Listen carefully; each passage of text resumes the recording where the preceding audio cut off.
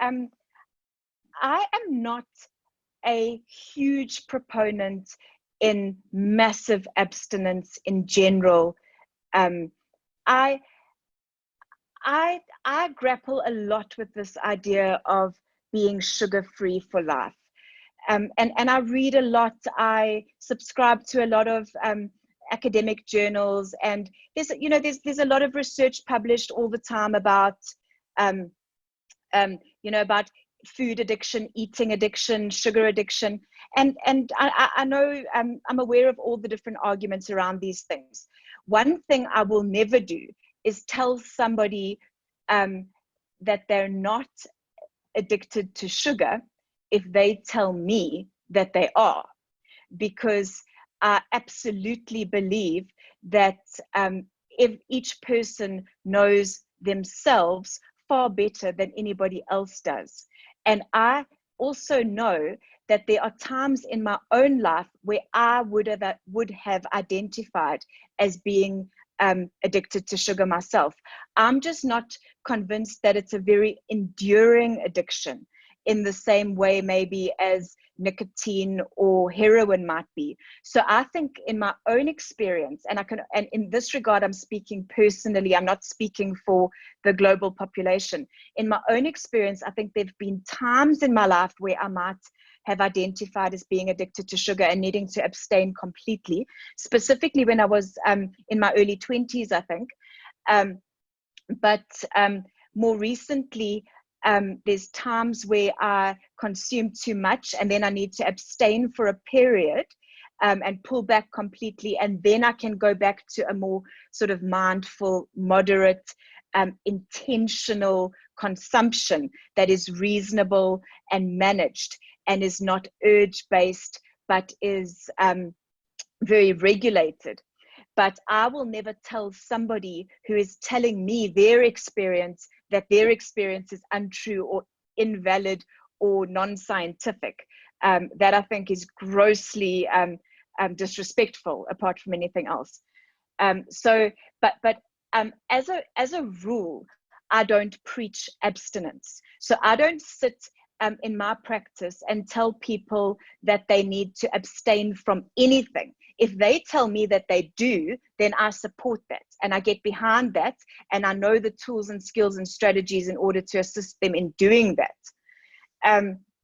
But from a mindful eating perspective, when somebody wants to have a treat, for example, I do have a process that I encourage everybody to follow, and I call it a mindfulness mill. Much like milling flour, for example, or milling some substance where you put in a clump of unrefined anything on one end, and then it goes through a process and it spits out something at the end that looks quite different. I've got a mindfulness mill where I ask the person not just to rush in and gobble, because you don't enjoy that anyway. If you're going to have a treat, you must savor it. You must slow down. You must really enjoy it. You must have a mindful meal. You must activate all of your senses. You must serve it on beautiful crockery. You must eat with lovely cutlery. You must, it must be a piece of art, and you must taste it and eat it slowly and have a small piece that you relish. And you must not have guilt.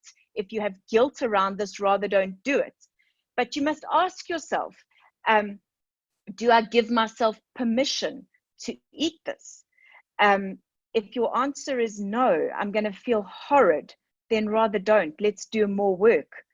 Am I eating this to comfort pain, to comfort heartache, to alleviate stress and anxiety because I'm really worried about my marriage, because I'm so stressed about money or COVID or my health, or because I'm trying to push away something else, then I would say, please don't eat that.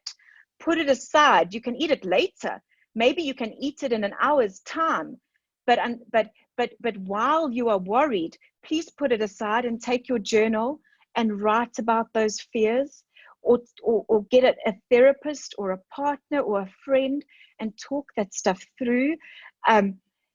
Don't try and change the feeling with food.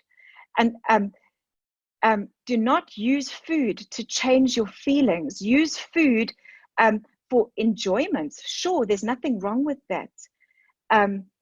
But, you know, if food is being used to alter feelings or to quell feelings, that's problematic. And part of mind mastery and bariatric mind mastery is to feel your feelings, see them through. And if at the end of that, you still would like the cake for the sake of the cake, then think about it. Do you have calories available? What was your weight this morning or this week? Can you afford it? Are you regaining? And then you can make a conscious, rational decision about that. And you might find you don't even want it anymore. And then it was actually about the heart hunger and you can let it go. That's often actually more likely to be the case.